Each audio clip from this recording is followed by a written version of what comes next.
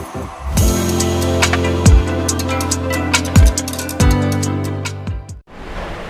Friends, स्वागत है आप सभी का हमारे आज के सेशन में। तो आज हम लोग पढ़ेंगे अवसादी चट्टान के बारे में। पिछली क्लास में हमने देखा था आग्नेय चट्टान के बारे में और उसी का सेकंड टाइप है अवसादी चट्टान यानी सेडिमेंट्री रॉक्स के बारे में आज हम लोग पढ़ने वाले हैं। तो आइए समझते हैं कि सेडिमेंट्री रॉक्स क्या होती है। तो आग्नेय चट्टानों के अपक्षय और अपरदन से ही इन चट्टानों का निर्माण होता है, यानी अवसादी चट्टानों का निर्माण आग्नेय चट्टानों के अपक्षय और अपरदन से होता है।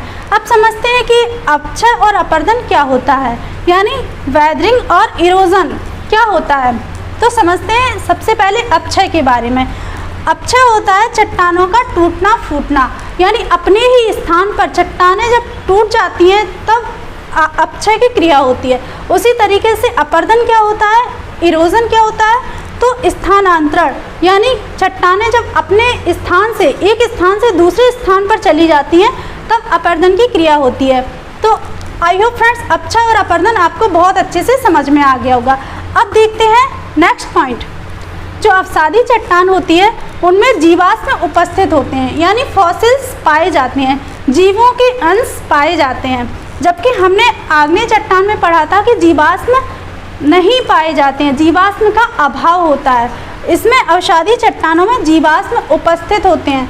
नेक्स्ट पॉइंट है ये परतदार भी होती हैं, यानी आग्नेय चट्टान परतदार नहीं होती हैं जबकि अवसादी चट्टान परतदार होती है।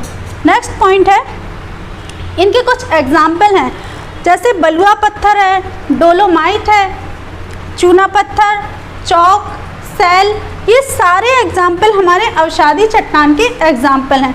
तो आई होप फ्रेंड्स आपको ये टॉपिक बहुत अच्छे से समझ में आ गया होगा। अगर आपका कोई भी डाउट है तो आप मुझसे कमेंट सेक्शन में पूछ सकते हैं। Thank you. क्लास में हम लोगों ने देखा था आग्नेय चट्टान और अवसादी चट्टान के बारे में पढ़ लिया था। आज हम पढ़ेंगे रूपांतरित या फिर कायांतरित चट्टान के बारे में, जिसे हम मेटामॉर्फिक रॉक्स भी कहते हैं। मेटामॉर्फिक रॉक्स के बारे में आज हम लोग पढ़ने वाले हैं। तो आइए समझते हैं कि कायांतरित या फिर रूपांतरित चट्टान कहते किसे हैं, इनका निर्माण किस तरीके से हुआ है।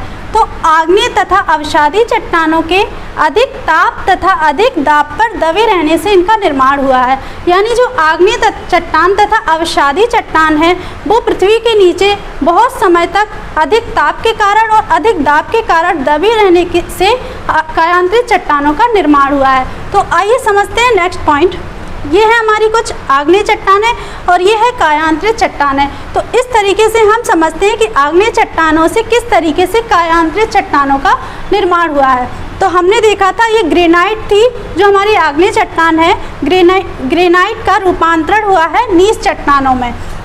बेसाल्ट चट्टान है जो हमारी आग्नेय चट्टान है, उससे शिस्ट नाम की एक कायांतरित चट्टान का निर्माण हुआ है।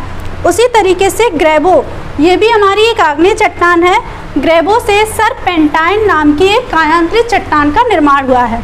उसी तरीके से हम देखेंगे कि अवसादी चट्टानें भी जो हैं उनसे भी कायांतरित चट्टान या फिर रूपांतरित चट्टानों का निर्माण हुआ है। वो कौन कौन सी है, जैसे चूना पत्थर। चूना पत्थर से क्या बना है, संगमरमर, यानी संगमरमर के रूप में ये कायांतरित रूप में इनका रूपांतरण हुआ है। उसी तरीके से बलुआ पत्थर जो क्वार्टजाइट में इसका रूपांतरण हुआ है। उसी तरीके से कोयला जो ग्रेफाइट में रूपांतरण हुआ है। इस तरीके से हम देख पा रहे हैं आग्नेय या अवसादी चट्टानों पर ताप या दाब के कारण, यानी अधिक ताप और अधिक दाब के कारण रूपांतरित चट्टान या फिर कायांतरित चट्टानों का निर्माण हुआ है। तो आई होप फ्रेंड्स ये सारे पॉइंट्स आपको बहुत अच्छे से क्लियर हो गए होंगे। तो अगर आपका कोई भी डाउट है तो आप मुझसे कमेंट सेक्शन में पूछ सकते हैं। तो अगर आपको हमारा वीडियो पसंद आया है तो हमारे वीडियो को लाइक कीजिए, हमारे चैनल को सब्सक्राइब कीजिए और शेयर भी कीजिए। Thank you.